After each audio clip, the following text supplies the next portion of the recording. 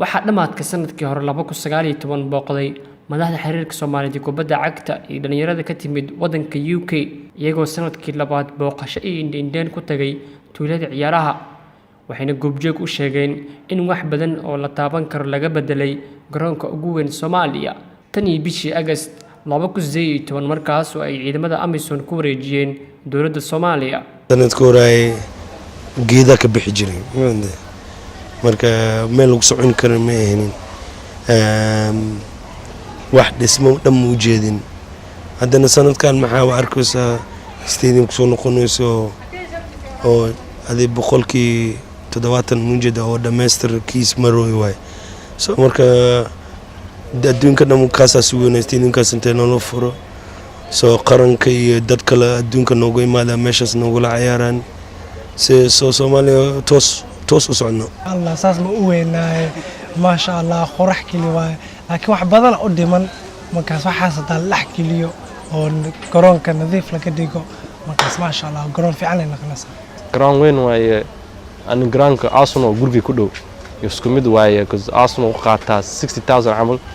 يوم مقدشو قرون وين واحد gudoomiyaha xiriirka kubadda cagta dalka Cabdiqani Saciid Carab ayaa sheegay marka la dhameeyo howlaha ka socda garoonka oo xiriirka ku qaban doono tartamada kala duwan ee kubadda cagta gudaha maadaama imika ay jirto baahi badan oo dhinaca garoomada booqasho waa ku tagay waa soo fiirinay garoonkana dayactirkiisa hadda waxa moodaa wax oo muuqda in ay dawladdu ka qabatay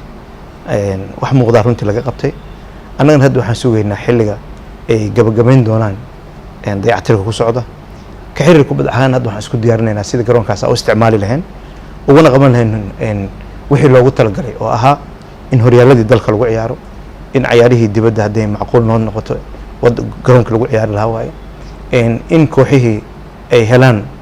hadii horyaalka aan shalay ku wadnay hal garoon ama laba garoon saddexda daahna waxa macnaha si habsameen noogu socon doona tartamada xiriirka oo badan laha ayaa suurtagal u tahay hadii garoomada bataan tartamada badanaya horyaalkiina wuxuu noqonayaa tir iyo waqti uu socday waqti ka gaaban noo socon doona hadii horyaalka la dhigi jiray usbuuc 5 maalin waxa noo soo socota markaas daan garoonkan helno in 3 maalin la dheero 3 maalin labada garoon lagu kala dheero ayadoo markaas nasiinadan kooxa ay fiicnaanayso oo wigi in fiican ay nasanayso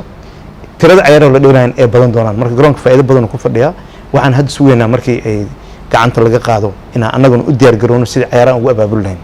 Stadium Mogadishu oo la dhisay sanadii 1978 ayaa lagu qaban jiray in badan oo kamid ah ciyaaraha kubadda cagta kolayga miiska dabaasha iyo kuwa kale oo tiro badan waxaana waayajoogii hore ay bogaadinayaan howlaha dibudhiska ee ka socda tuulada ciyaaraha Stadium Mogadishu burbur ka dambe yani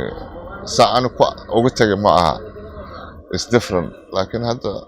dib loo soo dhisayaa wallahi aad ugu farxan horta Stadium Mogadishu wuxuu ahaa garoonka ugu weyn Afrika even dhalinyarada xataa yani markay arkeen waxay ku dheeli jireen Stadium Banaadir ay ku ciyaareen laakiin kan markay arkeen aad ugu farxeen Stadium Mogadishu last year marka imaanayna qashin ka aruurinay this year marka tagnay qashin iska dhaafay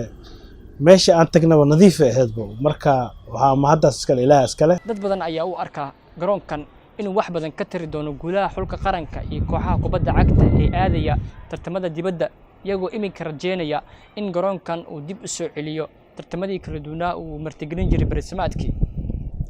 waxaana dhalinyarada qaar ay aad u xiiseynayaan inay ku ciyaaraan tuulada ciyaaraha Stadium Mogadishu